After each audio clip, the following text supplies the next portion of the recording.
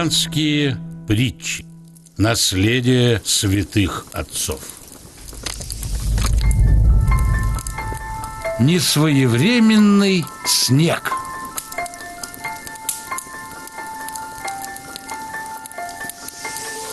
Выпал снег после осенних дождей и долгого листопада. Обрадовались люди.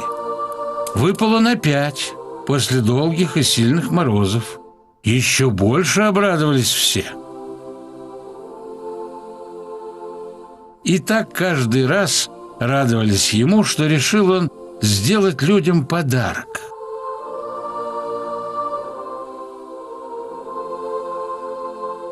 Взял, да и выпал летом.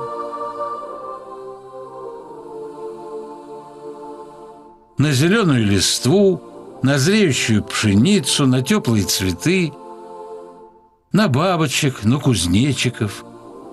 И никак не мог взять в толк, почему на этот раз никто не рад ему, а наоборот, все огорчаются.